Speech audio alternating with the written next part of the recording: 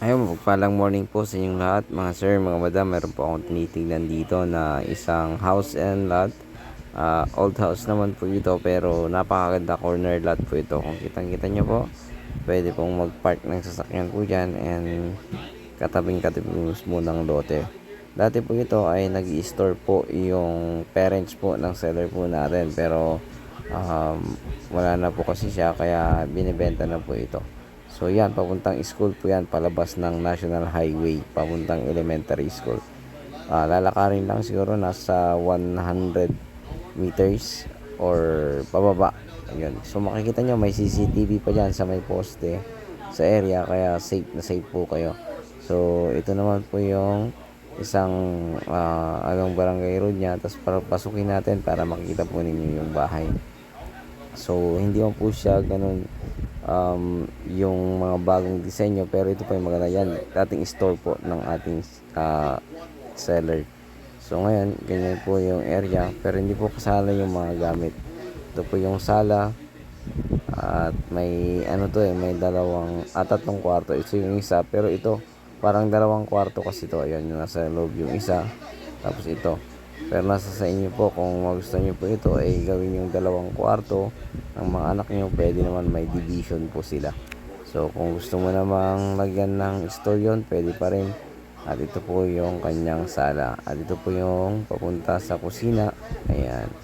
So yan po yung dalawang kwarto, yan po yung dirty kitchen. Ay, kusina pala. At yung dirty kitchen dito sa labas. Ayan, dito po sa labas yung dirty kitchen po nila. So ito po yung CR, ayan. Hindi ko na po pinasok kasi medyo marumi daw. At ito naman, mayroon pa po silang lutuan, yung mga unang-unang lutuan nung araw, yung may mga kahoy. So malawang po po yung space dito sa likod para mapagsabitan po ng mga gamit. So nakabakod po naman po dyan, wala pong problema. Ito po yung dalawang kwarto. Ayan. So ang division po ng mga kwarto ay mga wood, plywood yata itong mga to.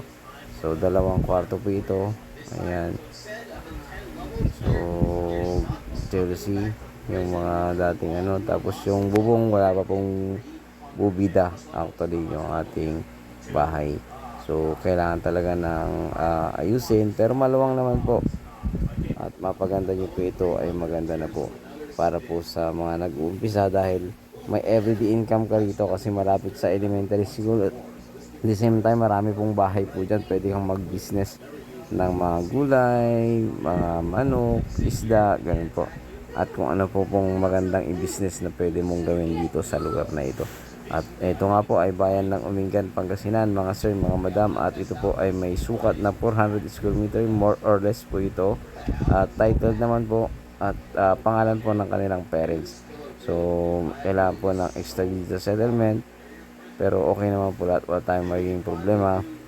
Dahil ito po ay bahay ng kanilang mga magulang, pero kailangan na pong ibenta dahil wala na po si mother. So ayun, sana magustuhan niyo po ito dito sa bayan ng Umingan, Pangasinan. 400 square meter more or less along cemented road, corner lot. At the same time, napakaganda pong mag-business dito sa area na yan. May nagbi-business pa, pero yan po ay dun sa nagbabantay. So ayun, muli, maraming salamat. Ito po ay 1.5 million all in po, hanggang transfer po. Sila na po ang bahala. Muli, ang ito yung lingkod, Agent Joel, na palaging naghahanap po ng mga lote na aming iaalok po sa inyo. Maraming salamat. God bless you all.